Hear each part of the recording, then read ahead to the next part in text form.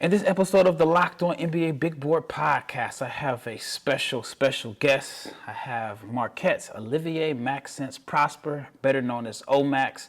He is here to tell his story and his path to the NBA draft. Stay tuned.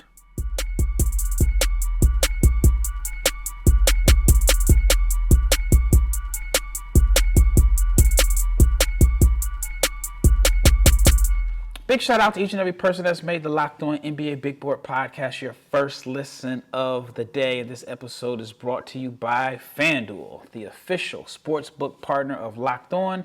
Make every moment more. Visit FanDuel.com/LockedOn today to get started. I'm your host, Rafael Barlowe, the director of scouting for NBA Big Board and the founder of NBA Draft Junkies. And this episode, like I mentioned at the top, it is with Olivier-Maxence Prosper, otherwise known as Omax, who I think is one of the fastest risers in this, I guess over the last few weeks in the NBA draft. He is someone that I thought coming into Chicago was maybe in the top 40 range, and now I think he has a really good chance of being selected in the teens.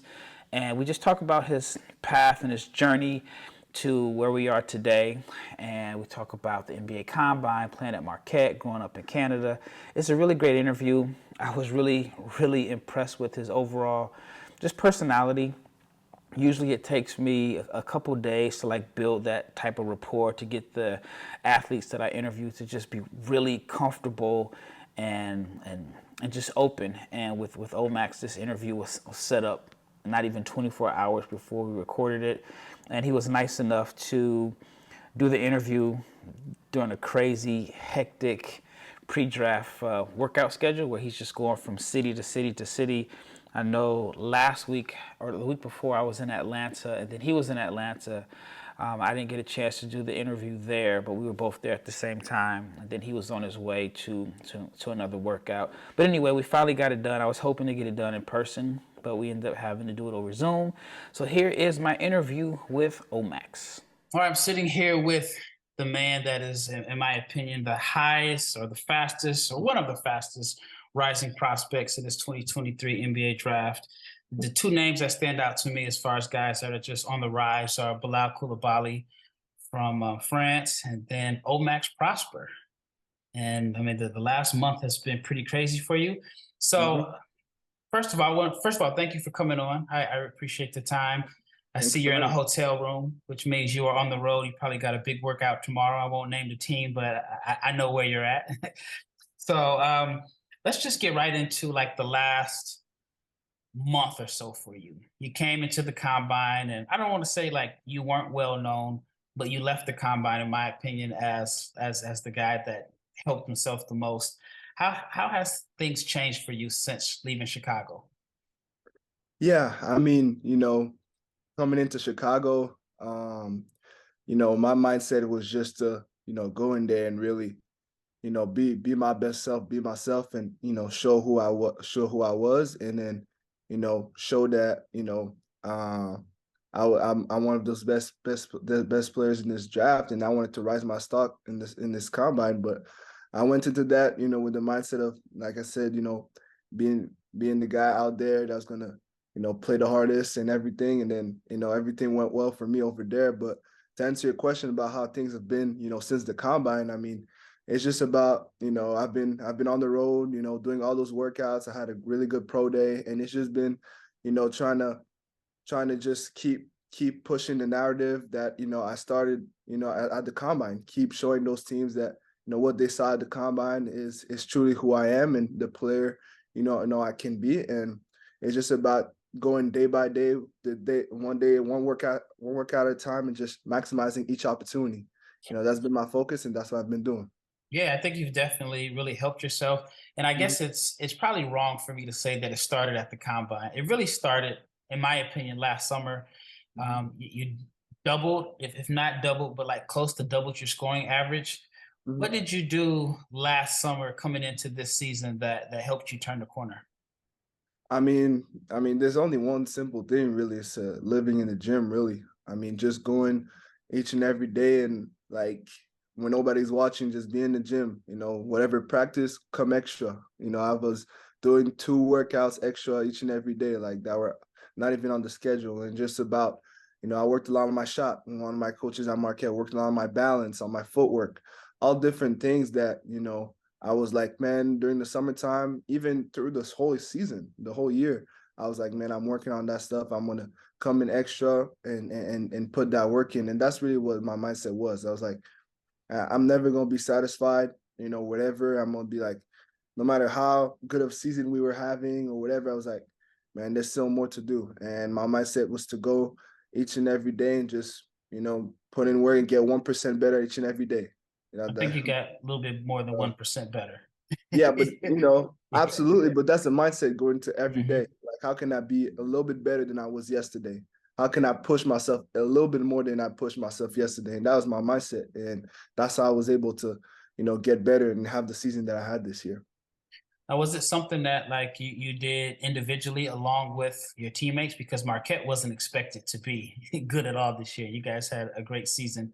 Was it like a lot of stuff like together as a team and individually? What was it that made you and the rest of your teammates exceed expectations, in your opinion? I mean, the biggest thing is that, we believed in ourselves. I mean, it didn't matter what nobody said, the media or the outside, they picked us ninth to start the season in the Big East.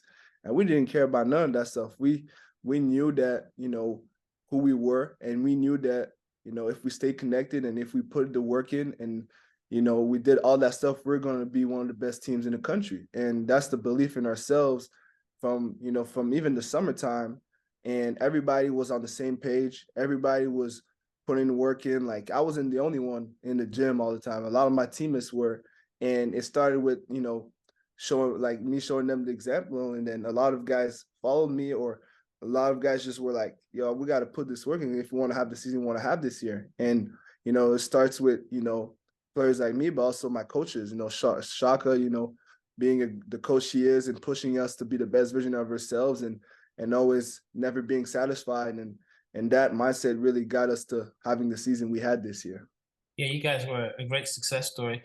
I wanted to talk to you a little bit about, this is probably a weird question for you, like your personality and your energy. So I Yeah. talked to a few teams after Chicago, and there were multiple teams that said you were the absolute best interview, you had the best personality.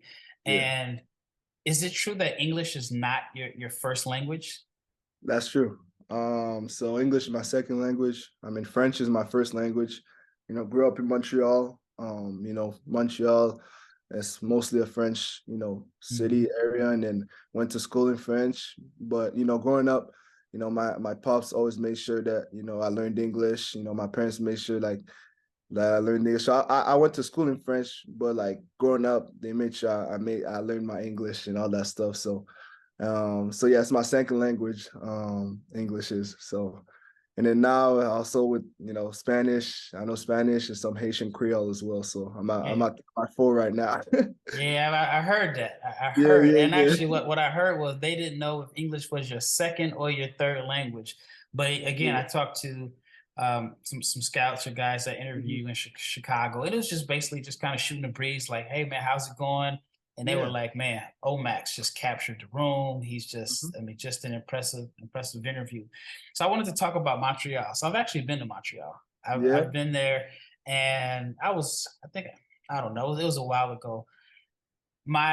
At the time, I was just, just ignorant American in a sense, and Yeah. I go there and everybody's speaking French, and I saw black people speaking French, and I was just blown away by it because, Yeah. just kind of growing up, you think Canada is just, our neighbors to the north, but I didn't Mhm. realize Montreal had such a it was so heavy on French, which is Mhm. totally different than like Toronto, for example. Right. But tell me about like growing up in Montreal and the basketball scene there.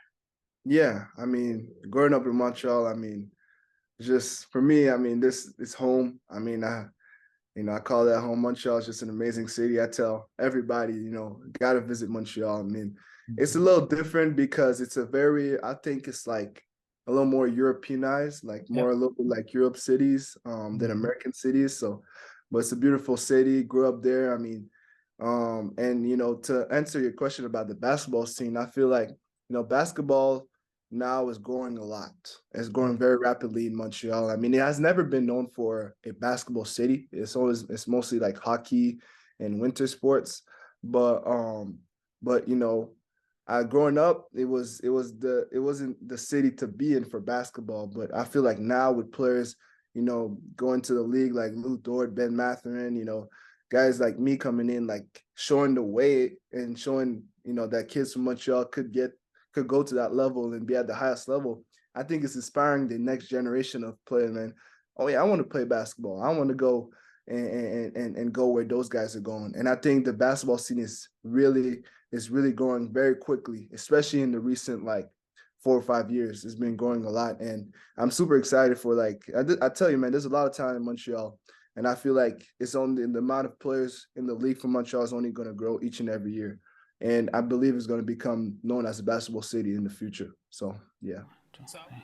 All right, when we return, I'll get more from Omax, but let's talk about building a championship team, which is all about making sure every player is the perfect fit, similar to the Denver Nuggets. It is the same when it comes to your vehicle. Every part needs to fit just right. So the next time you need parts and accessories, head to eBay Motors. With eBay's guaranteed fit, you can be sure every part you need fits right, and more importantly, the first time around. So just add your ride to my garage and look for the green check to know if the part will fit or you get your money back. Because just like in sports, confidence is the name of the game when you shop on eBay Motors. And with over 122 million parts to choose from, you'll be back in the game in no time. After all, it's easy to bring home a win when the right parts are guaranteed. So get the right parts, the right fit, and the right prices on ebaymotors.com. Let's ride. And the eBay Guarantee Fit is only available to U.S. customers. Eligible items only, and exclusions apply. So I wanted to talk to you about your path from Montreal to the States. I'll get to that later. But is there like a growing rivalry between Montreal and Toronto? Because I think a lot of people, they just throw all Canadians into one basket and just say, oh yeah, he's Canadian. Of course you guys are all Canadian, but is there like a rivalry between Montreal and Toronto? And is there like a different style of play between like players from Toronto and Montreal? I wouldn't say there's a rivalry. I mean, Toronto has always been known as more of a basketball hub than Montreal. Mm-hmm. So they've always had like you think Canada, you think Toronto, and Montreal has always been like on the back end, like kind of not in the spotlight as much as Toronto has. But I feel like, on Montreal, we see ourselves as the underdogs. We see ourselves as, the guys that maybe, didn't get as much attention or exposure or have the opportunities that some of other of those players have. But, we put in the work, and when it's our time to shine, we're going to shine. And that's really been the thing between Montreal and Toronto. But I feel like now, Montreal is really getting closer to Toronto in terms of, the basketball, the amount of players and basketball players that are like, going to the high major D1 and playing in the league, like we're coming. And I feel like it's only a matter of time till Toronto and Montreal are both seen as, two basketball hub cities in Canada. But yeah, it's really the underdog mindset. I mean, I don't think there's a rivalry, but it's always great to see Canadians in the league and Canadians have success. So it doesn't matter if Toronto or Montreal, it's all great. It's all, well, we're all Canadians. It's one big family. So yeah. If you could just get everybody to play on the national team, you guys would be pretty dangerous. Sure. So growing up, like, did you play like in the AU tournaments, or I don't know if like Canada has a different name for it, but like when you guys played teams from Toronto, was it the same underdog mentality of like, all right, it's almost like in the States, if it's a team from the middle of nowhere, if they're playing a team from New York City, it's kind of like, we got to show and prove. Was it that same mindset there?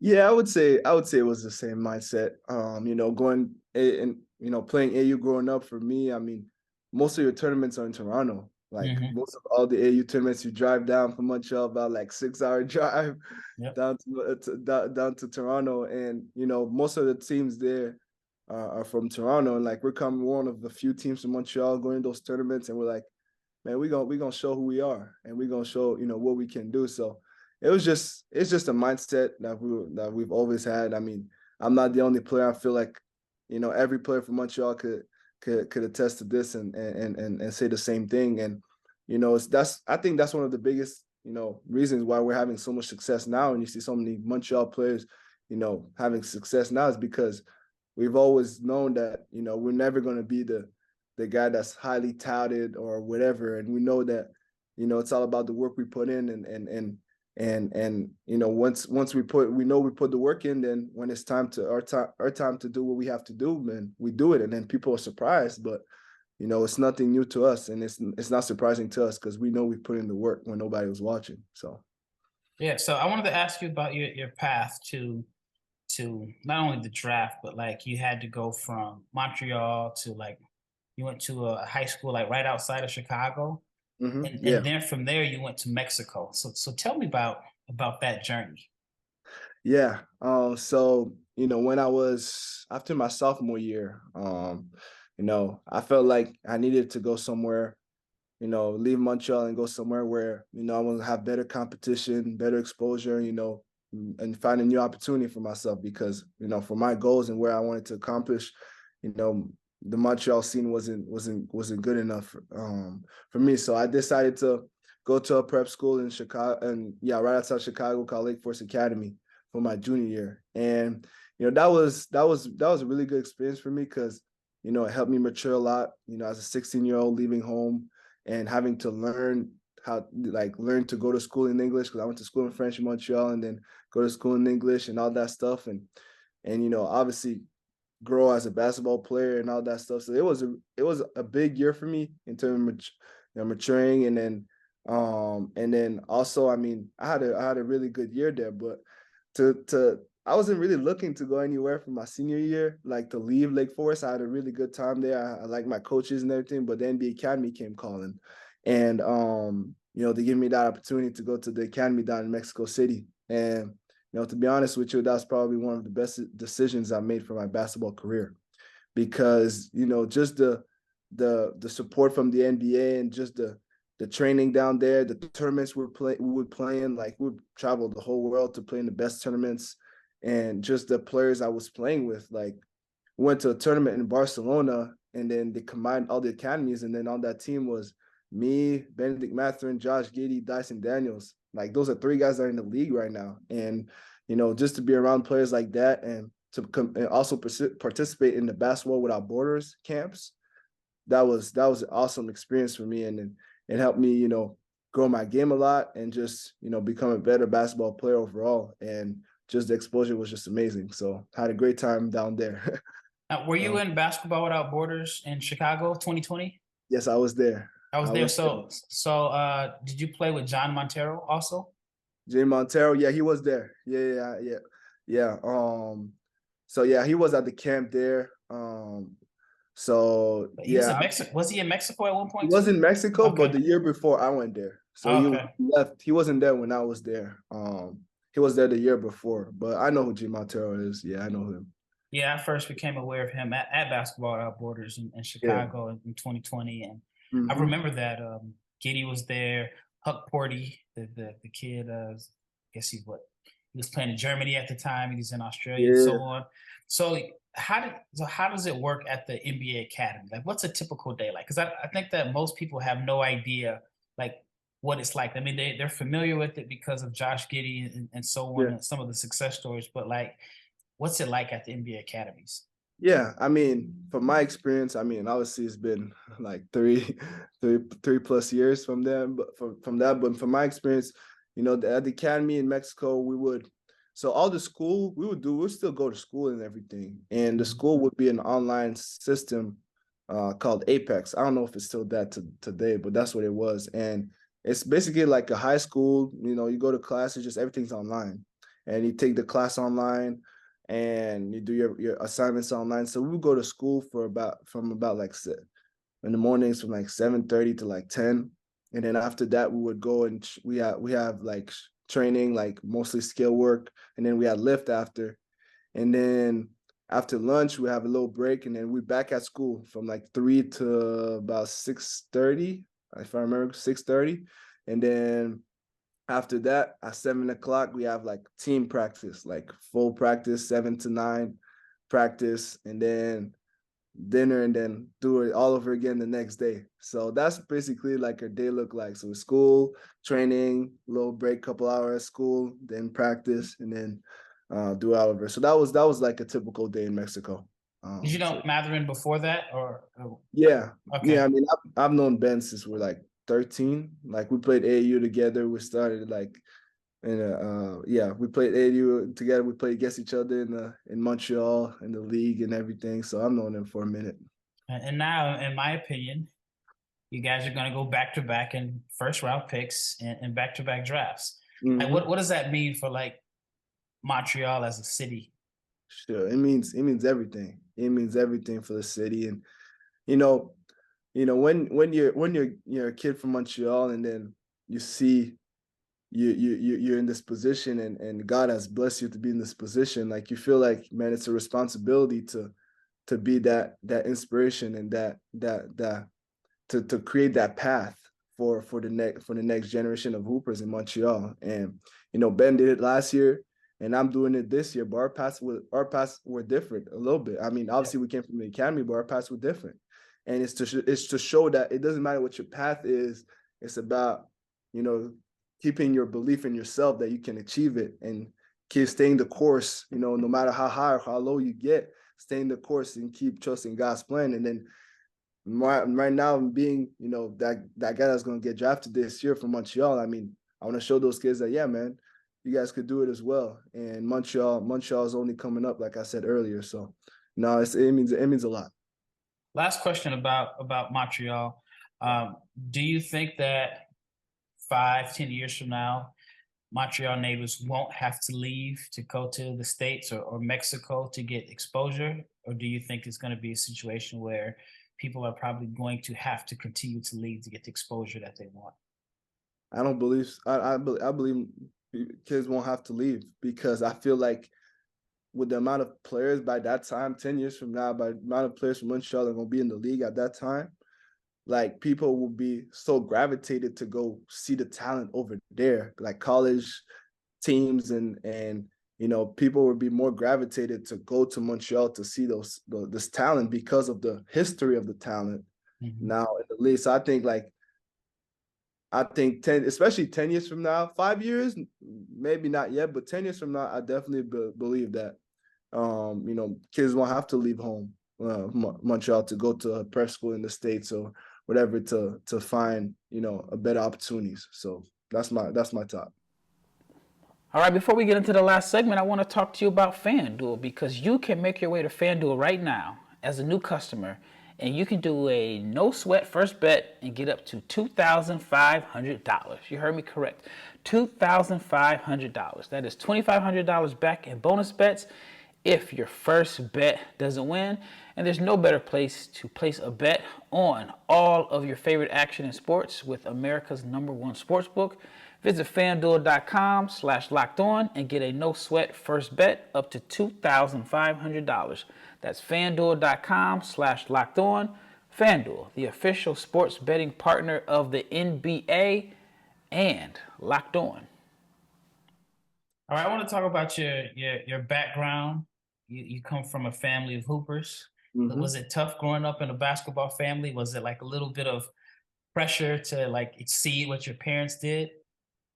I wouldn't say pressure, nah. I mean, my parents really made it easy for me. Like they really didn't force me into basketball. I just gravitated to it, even though they like played basketball. I mean, growing up, I played both soccer and basketball, and I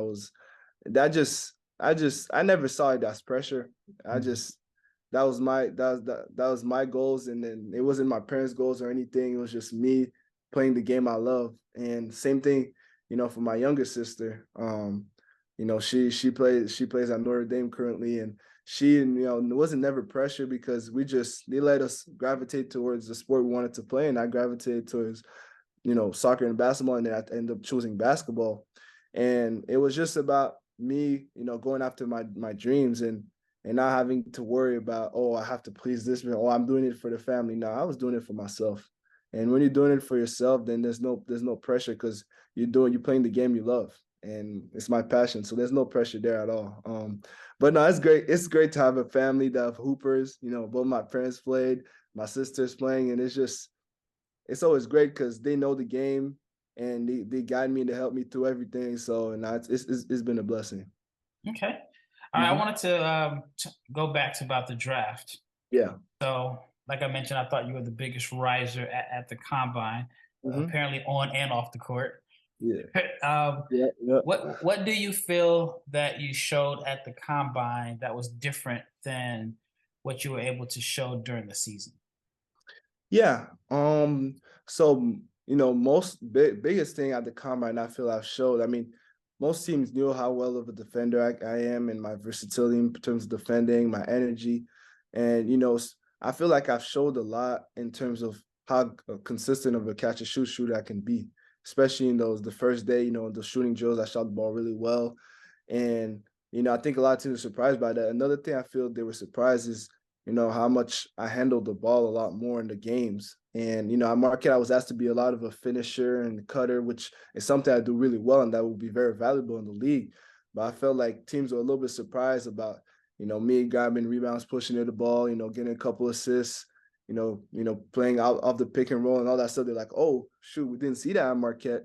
Yeah. Even though it's something that I've known, I've always been able to do. It's just that wasn't my role at Marquette. And that was fine because we're winning. So I'm a type of player, man, I will take on the role that I need to take to help my team win.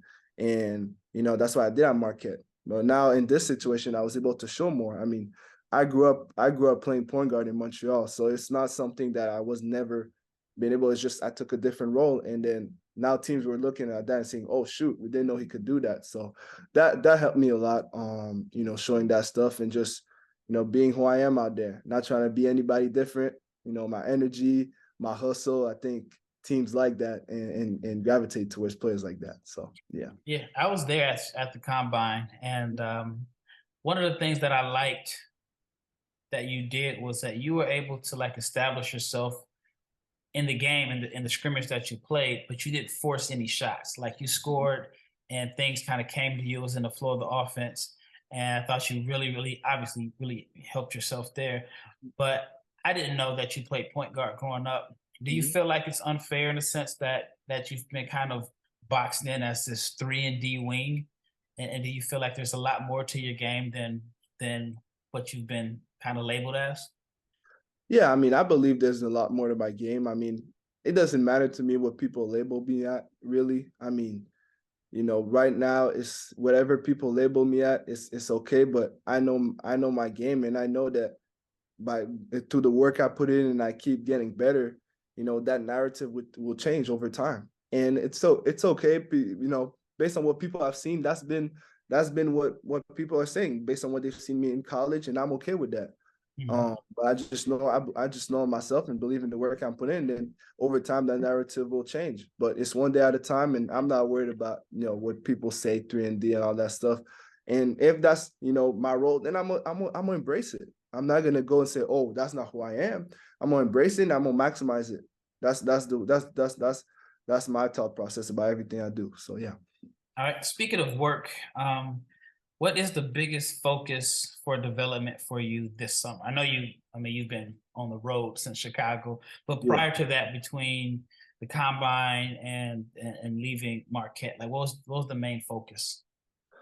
So between leaving Marquette and now the main focus was, I would say the main focus when leaving Marquette was number one focus is to, really, get my shot as consistent as it can be, get a lot of reps on the NBA 3 and all that stuff. That was the main focus, and, getting the best shape as possible, especially going through this process, because that was, as an energy player, you got to be in the best shape you can be. And, also just, really refining, my offensive game in terms of, handling the ball and everything, because that's something I really didn't do at Marquette.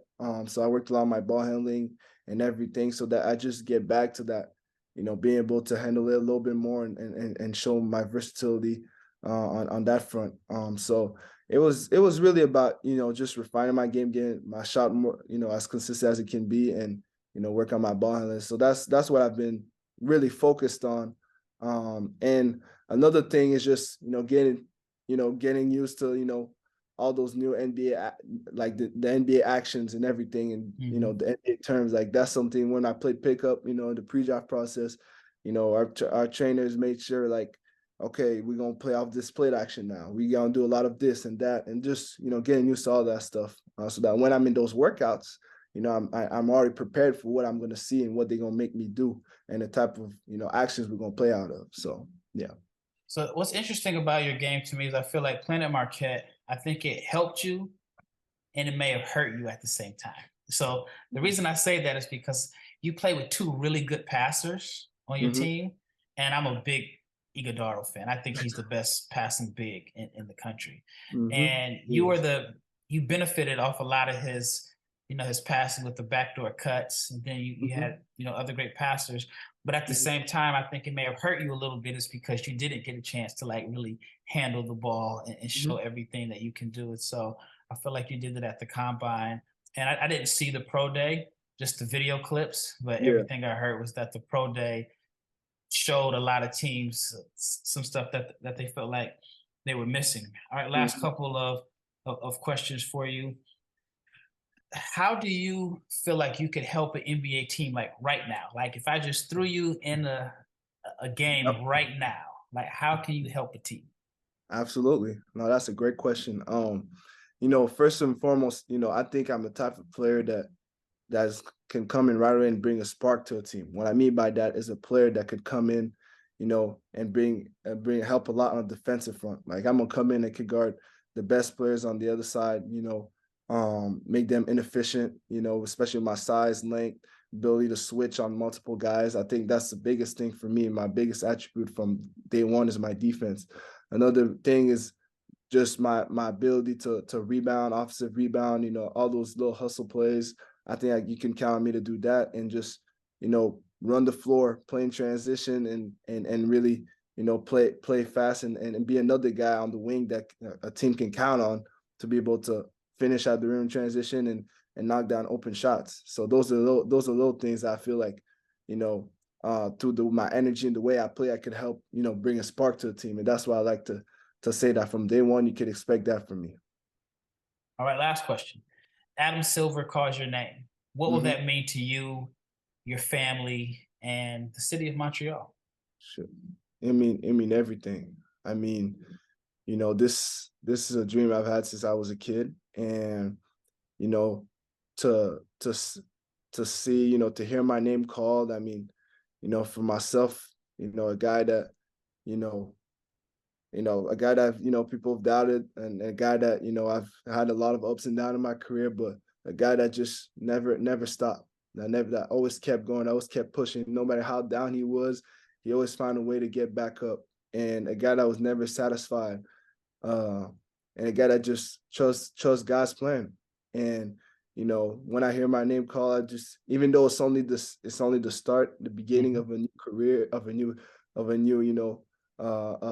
career and a long NBA career, I know that at this moment, like, all the hard work and everything, will have paid off. And for my family, it's just all the sacrifices they've made for me to be in the position I am. My parents, my sister, like, they all made so many sacrifices, and they sacrificed them for me a lot of times. So, like, it just means a lot. It will mean the world. And, for the city of Montreal, man, it's my city, and just to see, to be another kid from there that made it to that level, it's just, it mean the world. And it's a blessing. It's truly it's a blessing. It will truly be a blessing to be, hear my name called, and to know that, God, to know that, if you trust God's plan, then he gonna reward you. And from that point on is only the beginning of a new start for me. And a lot of people, see the draft. Obviously, it's gonna be a great night. You see all the draft, but it's only the beginning. It's only the start of something even greater. And that's what I'm gonna tell myself. And it's gonna be an awesome night. And no, I can't wait for it. So that's probably, I don't know how I'm gonna feel, but that's what I can tell you right now. You got your suit ready? Yeah, man. It's almost ready. Yeah, I got it. It's gonna be great. But yeah, man. I'm so grateful, and it's truly a blessing, man, to be who I am and to be in this position. So yeah. Yeah, you definitely deserve it. Like I said, I mean, the work that you've put in has shown. I mean, from 6 points to 12 points per game. At this time last year, I don't think people were saying, "Oh yeah, O-Max is the guy that is going to be a first round pick." So, big props to you. And once again, thank you for coming on. I know you got a crazy, busy workout travel schedule, so thanks again for coming on. And thank you to listener for listening to the Locked On NBA Big Board podcast. This is Rafael Barlowe with O-Max Prosper, and we are out. Thank you.